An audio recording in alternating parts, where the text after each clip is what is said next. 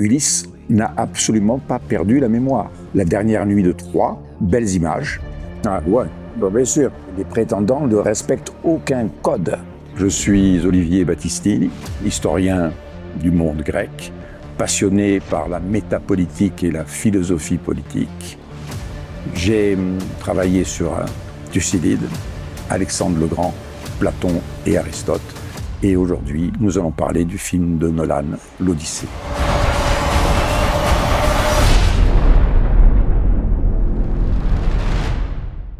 Il s'agit d'une interprétation d'une œuvre de l'Antiquité, et en particulier de l'Iliade ou de l'Odyssée, des transformations, des métamorphoses et des volontés d'adapter, et le mot est léger, l'œuvre à un monde contemporain qui est à des années-lumière de l'œuvre d'art dont il est question.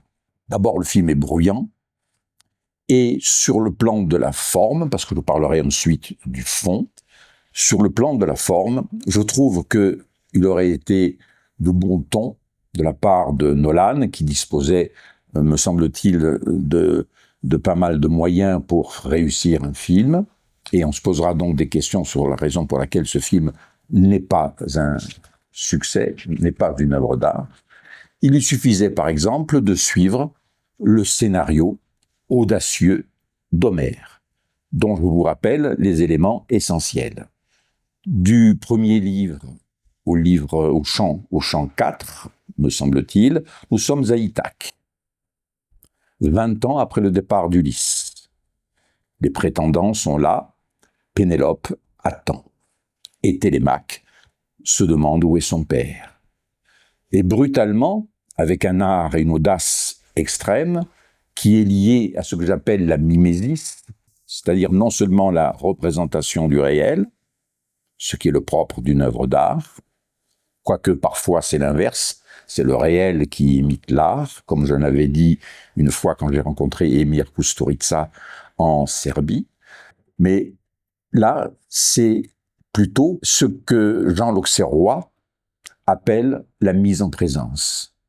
Et on passe avec ce film de Nolan à côté parce qu'il ne respecte pas le scénario dont je vous parle. À savoir que brutalement, in medias res, comme dans les films les plus audacieux d'aujourd'hui, mais l'audace d'Homère est encore plus fascinante puisqu'on se retrouve dans l'île de Calypso, dont je vais vous parler tout à l'heure dans la seconde partie lorsqu'il sera question du fond.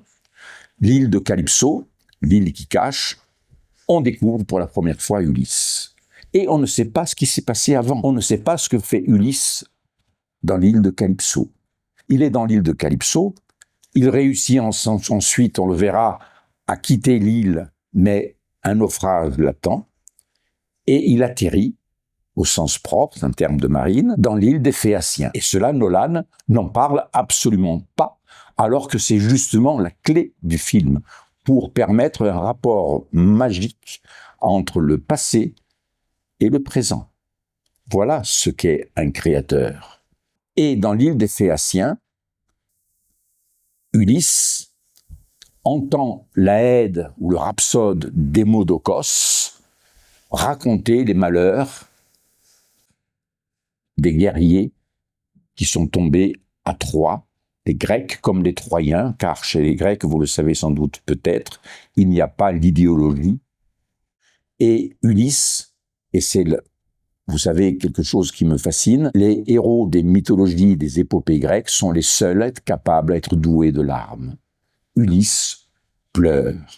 Et Alkinoos, le roi des Phéaciens, lui demande la raison de ses larmes. Et Ulysse va alors, dans une sorte, si vous me permettez l'expression, que je n'aime pas trop, mais bon, de flashback, ou de récit rétroactif, raconter lui-même, c'est lui qui devient le poète, c'est lui qui va mettre en scène toutes les épreuves qu'il a subies, jusqu'à ce que ensuite Homère reprenne la main et revienne dans le temps présent.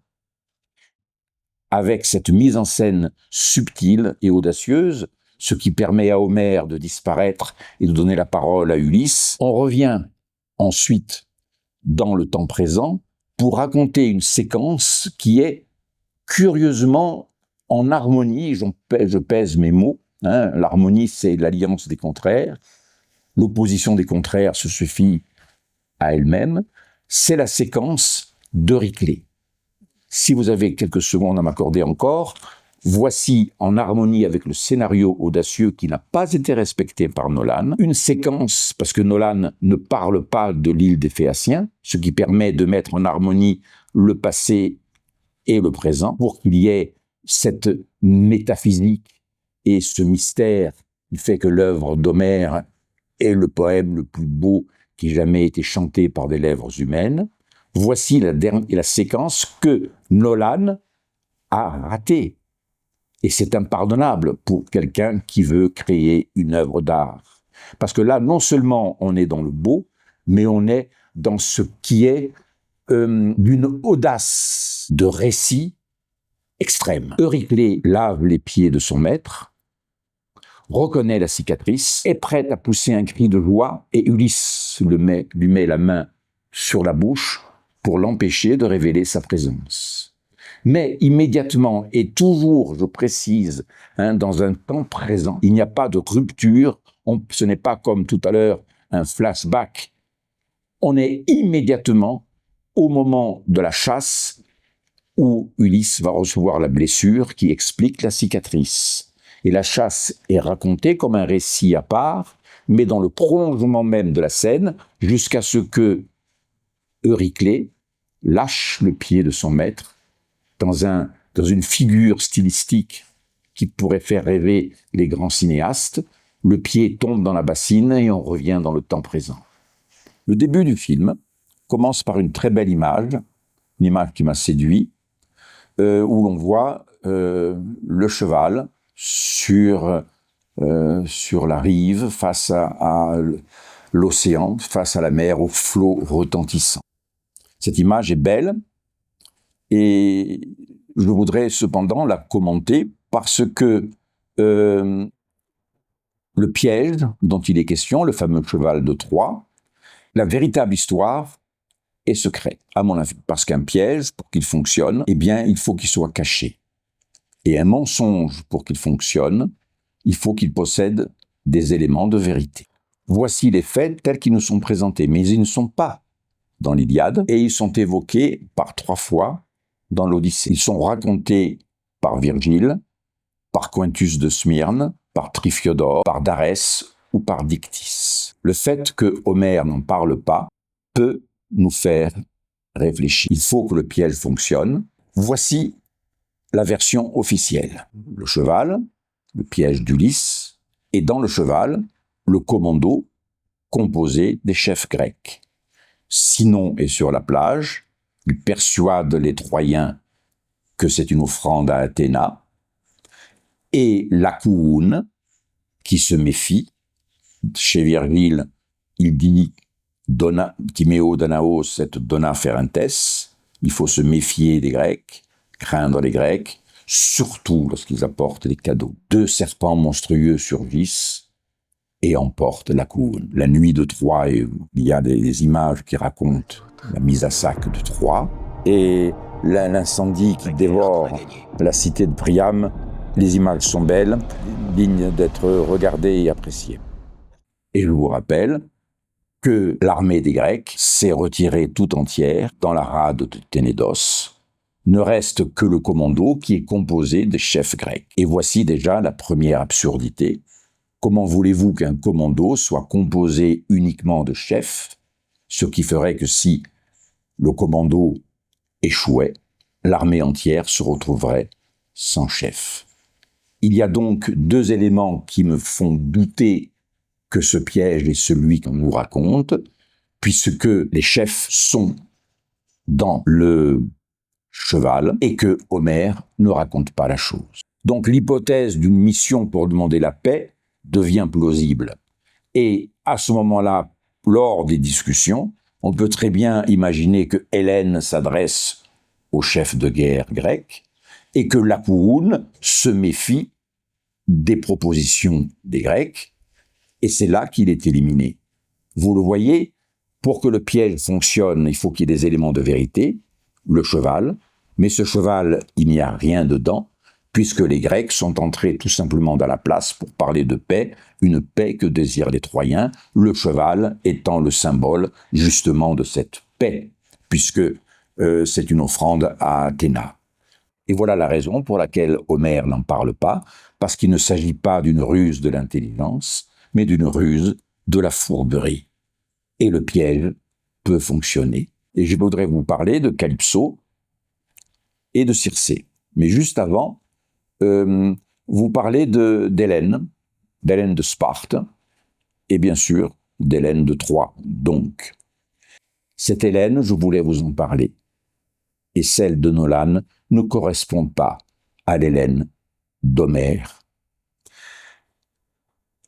Il y a d'autres images qui surgissent sur l'écran. Il s'agit d'un autre moment essentiel, celui de l'île de Calypso, qui est, je vous le rappelle, le moment où, dans l'œuvre d'Homère, Ulysse apparaît pour la première fois, in medias res, comme je vous l'ai dit, au début de cet entretien, que je fais pour l'Institut Iliade, auquel j'appartiens, et qui fait que je me sens moins seul quand je parle des œuvres que j'aime et de Homère, qui est le symbole même de la civilisation dont je suis amoureux. Et je remercie les gens de l'Institut Iliade de participer au même combat qui est le mien, et à la volonté de conserver les œuvres de l'Antiquité grecque. Et donc, dans l'île de Calypso, Ulysse est donc dans une île avec la nymphe très belle Calypso. Il va y rester 7 ans. Et il est au fond dans l'île de la cachette, en marge du monde. Les charmes de Calypso expliquent peut-être qu'il va y rester 7 années. Mais Ulysse, régulièrement, face à la mer aux flots retentissants, est atteint d'une étrange maladie qui se nomme la nostalgie, c'est-à-dire la maladie du retour. Ulysse, la tête dans la main, comme tout mélancolique, comme c'est le cas dans toutes les représentations de la mélancolie, pleure son passé, et au passage, dans le film de Nolan, Ulysse est atteint de remords. Dis-moi ce qu'il te reste comme souvenir. Une remarque immédiate, quand Ulysse est chez Calypso, et Calypso ne ressemble pas du tout à celle qui est mise en scène par Nolan, n'a absolument aucun problème de mémoire. Bien au contraire, il est atteint de nostalgie et à la maladie du retour. Donc dès le début, il y a quelque chose qui est en porte-à-faux. Une épouse. Un fils. Ce qui n'a rien à voir avec l'œuvre d'Homère. Ulysse pleure son passé, mais rêve également d'un futur, incapable de vivre dans le présent. C'est l'essence même de la philosophie que l'on retrouve chez Aristote. Chaque être trouve sa juste place dans l'équilibre du cosmos, c'est-à-dire de l'arrangement. Cosmos, en grec, signifie l'arrangement par rapport au chaos. Et toute la philosophie classique présentera à partir de ce moment clé de l'œuvre d'Homère, et ça c'est ce qui manque dans le film de Nolan. Il n'y a jamais de lecture, il n'y a jamais d'interprétation, on reste à la surface des choses. La philosophie classique dira qu'il ne sert à rien de regretter le passé parce qu'il n'est plus, qu'il ne sert à rien de rêver le futur parce qu'il est improbable. Ce qu'il nous reste, et c'est la leçon d'Homère, c'est un présent qui certes n'existe plus au moment même où il est. À l'instant, regardez, je vous le démontre, je suis dans un présent qui coule et qui n'est déjà plus. Ce qu'il faut faire, c'est la grande leçon de la philosophie grecque, et c'est la leçon sans doute la plus importante, c'est élargir le temps présent. Carpe diem en latin n'est pas quelque chose de vulgaire, ça ne signifie pas profiter du jour, mais ça signifie cueillir le jour. N'oubliez pas que les dieux sont jaloux de nous parce que nous sommes mortels et que nous apprécions la beauté de la jeunesse parce qu'elle est justement éphémère. Je veux que tu me choisisses. Ah non, ça va pas non plus, là, c'est du tout.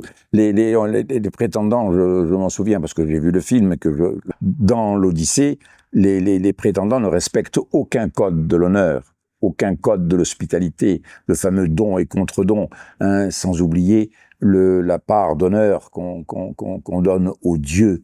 Et ne respectant pas ces codes, cela permet à Ulysse, lorsqu'il est de retour, d'accomplir un massacre qui est peut-être de l'ordre de l'hybris, mais comme les prétendants ont commis des fautes vis-à-vis des dieux et des lois de l'hospitalité, Ulysse peut très bien être le bras de la vengeance. C'est comme cela qu'il faut traiter le thème des prétendants. Et donc, Ulysse retrouvera sa juste place dans l'équilibre du cosmos quand il sera de nouveau à Ithaque, et Athéna donnera, et dans le film on voit Ulysse à côté d'Athéna qui apparaît. Athéna donnera aux amants qui se retrouvent une nuit au présent élargi. Alors que Calypso est pleine de mystères, elle est mystérieuse, et elle appartient à un monde qui ne peut que nous faire rêver. Calypso est amoureuse d'Ulysse, et Ulysse n'est pas quelqu'un qui culpabilise et qui va faire une analyse d'ordre psychanalytique. Quelle mauvaise interprétation et quelle erreur grave de l'œuvre d'une œuvre la plus belle de l'Antiquité grecque. Calypso propose à Ulysse la jeunesse éternelle. Plus tard, d'après Lucien, Ulysse a regretté son choix, car Ulysse est en marge, comme je vous l'ai dit au début de ce petit moment, en marge du monde, et donc hors du monde des mortels. Et, vous l'avez compris, ce qui caractérise les héros grecs, comme l'a dit Hélène, et comme l'a dit Sappho, c'est par le choix de la mort, de la belle mort, que l'on conquiert la gloire, et donc la possibilité d'accéder aux rives du futur. Donc, Ulysse, et cette scène de Calypso est exceptionnelle, et les œuvres d'art que l'on vous montre sont signes de cela. Ulysse refuse la boisson que lui propose l'enchanteresse Calypso, la nymphe Calypso, et veut retourner, quitter l'île où il est prisonnier de la nymphe, hors du monde, en marge du monde, pour revenir dans le monde des hommes et donc des mortels, pour accomplir par ce choix un acte héroïque qui fera qu'on se souviendra de lui dans le futur. Voilà ce qu'il y avait à dire, me semble-t-il, sur Calypso.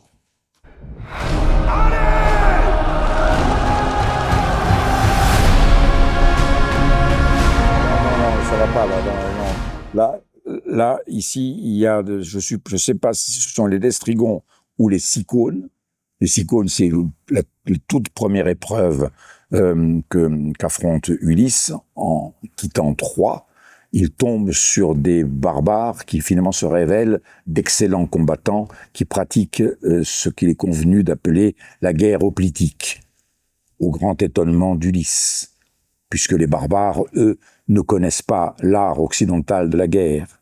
Ou alors ce sont des Lestrygons, mais de toute manière, ça ne va pas, puisque ces personnages ressemblent étrangement à une bande dessinée ou à des dessins animés, plus exactement, de films venus d'Orient, où il y a des espèces de Robocop qui marchent d'une manière malhabile et maladroite, ce qui est le cas ici, et vraiment, je n'apprécie pas du tout ça.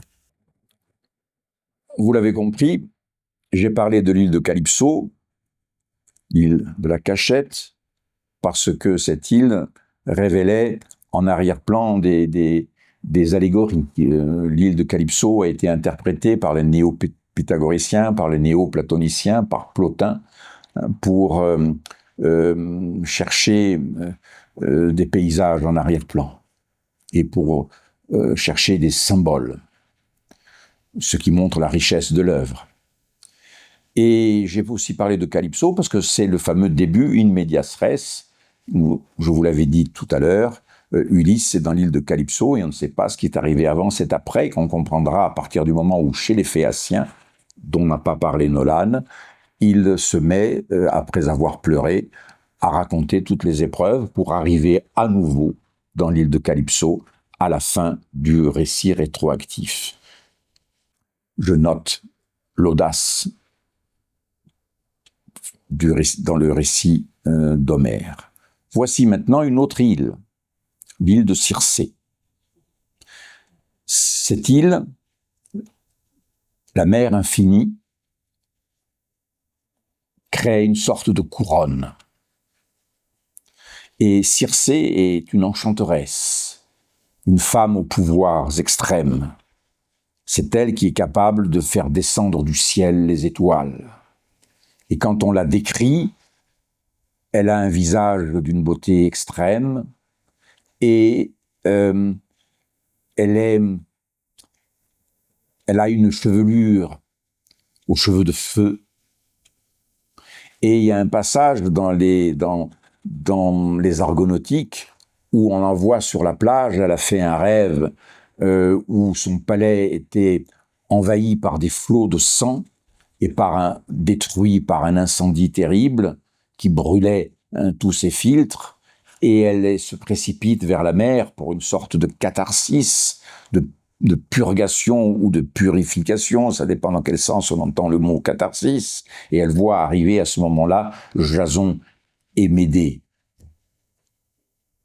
Cette femme est belle, elle a des pouvoirs extrêmes, et elle peut changer des êtres humains en animaux. Et lorsque Ulysse arrive dans cette île étrange, ils sont tous étonnés parce que circulent des animaux, des lions, des loups de montagne, qui ne sont pas agressifs, curieusement, et qui s'approchent d'eux, et qui circulent dans une forêt particulièrement étrange, jusqu'au moment où ils arrivent vers le palais, au mur lisse dans lequel vit Circé, l'enchanteresse. Et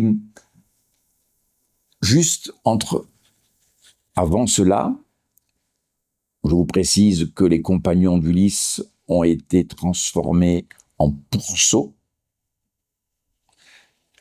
Ulysse, qui n'est pas encore entré dans le palais de l'enchanteresse, Circé,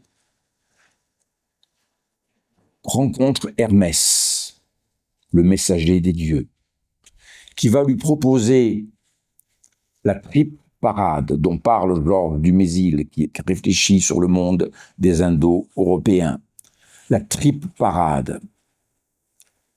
L'épée pour la baguette, le serment des dieux lorsque Circé lui proposera sa couche, et l'herbe de vie, le moulu, au filtre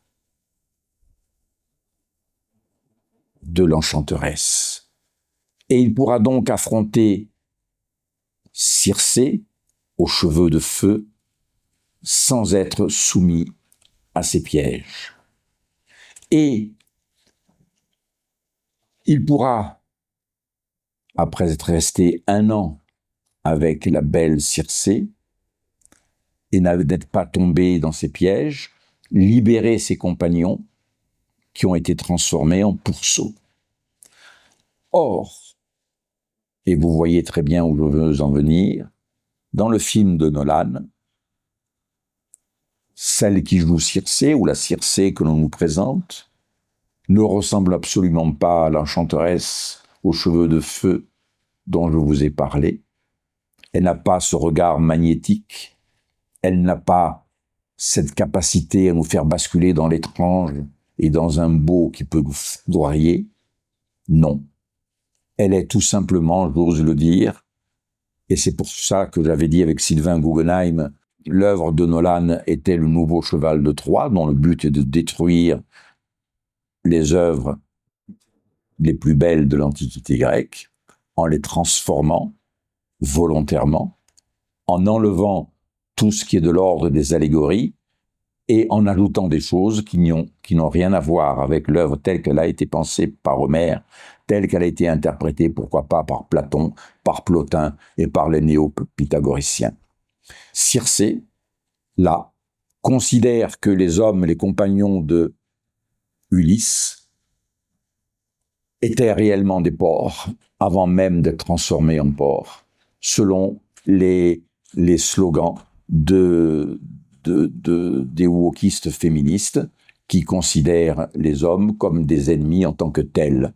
Et la séquence où l'on voit les compagnons d'Ulysse transformés en pourceaux est d'une médiocrité extrême et surtout présente une réalité qui n'a pas lieu d'être. La belle Circé que vous voyez sur les œuvres que nous vous présentons, cette Circé-là, issue des rêves qui sont au cœur même de l'Odyssée, cette Circé de Nolan n'a rien à voir avec ces représentations que je vous propose. Et dans ces conditions, je considère réellement que ces deux moments, celui de Calypso et celui de Circé, ont été non seulement ratés, mais volontairement transformés. Voilà, Circé a été vaincue par la triple parade. Ulysse a passé 1 an avec la belle enchanteresse aux cheveux de feu, et il quitte Circé, qui lui indique qu'il doit courir devant le vent du nord pour atteindre les bois de Perséphone, qui sont reconnaissables à ses peupliers noirs. Et là, il va rencontrer Tirésias. Et c'est quelque chose d'essentiel que ce passage, qui a été, à mon avis, également métamorphosé d'une manière mauvaise, car il aurait pu être question des idées sur la nature de l'âme et sur son destin chez Homère, qui n'apportent aucun réconfort, illusoire. Le rapport à la mort est pur et lié à une morale, ou plutôt une éthique exigeante, et elle est cruellement belle. Et là, au contraire, dans le film de Nolan, il y a des images où l'on voit survivre les morts et on a l'impression d'assister à un film de morts vivants. Et là, n'est pas la question. Au contraire, il y a une réflexion d'une cruelle beauté sur la nature même de l'âme humaine. Le choix de la mort dont je vous ai parlé à un moment ou un autre dans cet entretien, la belle mort. Achille sait qu'en partant pour Troie, son nom sera prononcé par ceux du futur dans 2000 ans, mais il mourra jeune. Et ce choix est d'une pure esthétique, puisque l'immortalité est conquise par ce choix tragique, et c'est le poète qui fonde ce qui demeure, qui transmet au futur le nom de ceux qui ont dit des belles paroles et ceux qui ont accompli des actes nobles. Et à ce moment-là, surgit, et c'est quelque chose qui a été raté, et je ne comprends pas pourquoi. Il suffit de lire Homère et de ne pas le lire dans la traduction d'Emily Wilson, qui, comment dirais-je, ne traduit pas, mais trahit, sans faire de jeu de mots, qui trahit l'œuvre en essayant d'imposer par sa traduction une vision qui n'est pas celle d'Homère. Et c'est quelque chose que je n'arrive pas à comprendre réellement. Et là apparaît Achille. Et il y a là une véritable métaphysique et quelque chose qui est de l'ordre de l'allégorie, de l'ordre des symboles dont parleront plus tard Plotin et les néo-pythagoriciens. Achille dit à Ulysse qu'il aurait préféré être un simple serviteur à la lumière du jour qu'être ici un roi d'un peuple d'ombre. Voilà qui est mystérieux, qui est beau, et qui aurait dû être traité de ce film. Alors, il y a une séquence que raconte Ulysse chez les Phéaciens, qui est à la fois terrible, inquiétante, un peu comme d'ailleurs l'affaire des Lestrigon, avec des géants qui ne connaissent pas le pain, qui sont donc des barbares. Puisque je vous ai parlé tout à l'heure du premier choix tragique de la mort, le refus de la jeunesse éternelle pour conquérir la gloire et l'immortalité autre. Il y a aussi dans l'Odyssée la première ruse liée à quelque chose qui pourrait ressembler à une note, j'ose le dire, même si le mot est anglais, à une note d'humour. Et cela a été raté par Nolan à propos de l'affaire de Polyphème. Et puisqu'il s'agit de mettre ces séquences en relation avec un tableau, je pense surtout à un tableau de Odilon Redon, qui représente le cyclope qui contemple quelque chose qu'on ne voit pas. Et le cyclope d'Odilon Redon ressemble étrangement à celui qui est mis en scène par Nolan dans le film, même si le trucage est plus que médiocre. Ce monde est fini. Ce monde est fini. Voilà la volonté de transformer ce film et de modifier son sens profond. Ça ne va pas du tout. Et surtout, l'impression de rester constamment à la surface des choses et quelque chose de tonitruant et de bruyant. La séquence que je vous propose pour terminer notre entretien est la suivante. Ulysse, à un moment donné, qui pratique cette fois-ci non pas la ruse de la fourberie que j'ai évoquée au début de l'entretien à propos du cheval de Troie, mais qui pratique la ruse de l'intelligence. Ce n'est plus Apathée, mais c'est Métis. Polyphème a découvert le vin, mais ensuite, il va devoir affronter la ruse subtile d'Ulysse, puisque Polyphème demande à Ulysse quel est son nom. Et Ulysse lui dit « Personne, mon nom est personne ». Plus tard, Ulysse, avec ses compagnons, réussissent à s'enfuir en se cachant au milieu du troupeau des moutons. Et quand Polyphème, dont l'œil a été crevé à l'initiative d'Ulysse avec un bâton durci dans le feu, Polyphème, découvrant la fuite d'Ulysse et de ses compagnons, jette d'énormes rochers vers l'endroit où il pense se trouver la nef d'Ulysse et de ses compagnons, et ses amis, les Cyclopes, demandent à Polyphème qui lui a crevé l'œil, et il répond « c'est personne ». Et donc, les compagnons du Cyclope se retirent, puisque personne n'a fait de mal à leurs compagnons. C'est le premier jeu de mots de l'histoire de la littérature en terre d'Occident. Et je voulais le noter et me regretter qu'il n'ait pas été traité par Nolan.